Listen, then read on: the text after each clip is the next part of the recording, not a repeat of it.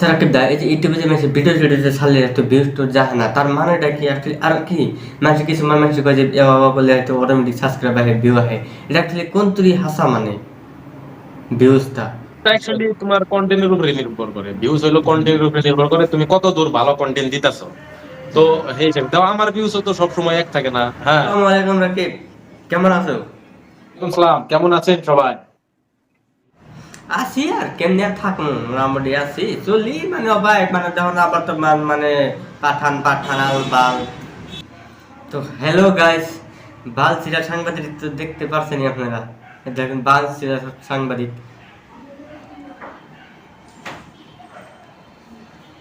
অবাস দাও কা তুমি, অবাস দাও কা, লাইভ আইসা চুপ করে থাকো। তো যাই হোক গাইস, আজকে রাকিব ভাইয়ের হাতে অনেক মজা হবে, চিল্লে হবে, মানে অনেক এনজয় করা হবে। তো রাকিব ভাই কেমন আছো? আমি অনেক অনেক ভালো আছি। তুমি এরকম জায়গন দোয়া করো টেকনিকের ভাই, কি যতক্ষণ হয়েছে আজকে দাদু? কিছু তো ইনশাল্লাহ। হয় নাই। রাকিব ভাইয়ের গান ফাটা রোস্ট করছি, রাকিব ভাইকে গান ফাটা রোস্ট করছি, কিছু মনে করবেন না। না, আমি তো বললামই, আমাকে কেউ রোস্ট করলে আমি ওই ভিডিও গুলো দেখি না।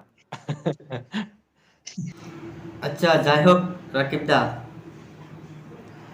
আমার তো ফলোয়ার্স নাই, কে খালি তোমার এটাকে দেখো, তোমার ফ্যান কত ধরনের দেখার দিকে আরম্ভ করছো তো, খালি কয় রাকিব দা রাকিব দা। আচ্ছা রাকিব দা, তুমি এখন কোথায় আছো? বাড়িতে বাড়িতে। আচ্ছা, তোমার একটা রুম নাকি তুমি, মানে যেখানে বসে আছো? হয়, এক কথায় রুমের মতো আর কি। রুমি বাড়ি ঘর এখন রাকিব পুরা মানিক মেয়ের মতন বানাবো। কিছুই করা হয় নাই অন্তরে। ইউটিউব কইরা অন্তরে যদি কথা কিছু করছি, মানুষ লাখ লাখ টাকা ইনকাম করি, কিন্তু বিষয়টা এরকম না। কি করে চলে আর কি, কি করে চলে। আচ্ছা রাকিব দা, আমাকে একটা কথা বলো তো, এই যে দুনিয়া খালি কন্ট্রোভার্সি কন্ট্রোভার্সি কন্ট্রোভার্সি কন্ট্রোভার্সি তো চলবে, এটা আমি জানি, মানে চলবেই, মানে তুমি করবো আমি করবো, এটা মানে করার মতন চলবেই, মানে 100%। কিন্তু এই দেখো, এই যে পাঠান বয়কট আল বয়কট বাল বয়কট, এগুলো বিষয়ে কিছু কথা তুমি? অ্যাকচুয়ালি এই যে এই ধরনের কিছু মানুষ যে কন্ট্রোভার্সি করে না, এগুলো তো মানে এক কথায় কবার গেলে তো মানে মূর্খামি। কন্ট্রোভার্সি করে কোনো লাভ নাই, কারণ শাহরুখ খান হইলো সূর্যের মতো। হ্যাঁ, সূর্য উঠবই, সূর্য ডুববই, শাহরুখ খানের মুভি ফ্লপ হোক হিট হোক, যা মনে হয় তাই হোক, দেখবো এক নজর শাহরুখ ফ্যানরা। শাহরুখের একটা ভালো একটা ফ্যান বেস আছে, তার মানে সারা ওয়ার্ল্ডে আছে, শুধুমাত্র যে ইন্ডিয়াই আছে, সারা আসামে আছে তা বিষয়টা এরকম না। সারা ওয়ার্ল্ডে শাহরুখ খানের একটা নাম নাম আছে। আর উনি হইলো কন্যাগারে সারা ওয়ার্ল্ডের ভিতরে সব থেকে ধনী অভিনেতা। ধনী ব্যক্তি না, কিন্তু অভিনেতা, ধনী অভিনেতা। হলিউডের যেগুলা তার মানে আছে, ধরো যেগুলা অ্যাক্টর আছে, তাগো থেকে কিন্তু টাকা পয়সার দিক দিয়ে, ইনকাম সোর্সের দিক দিয়ে কন্যা বহুত আইডিয়া রয়েছে তার।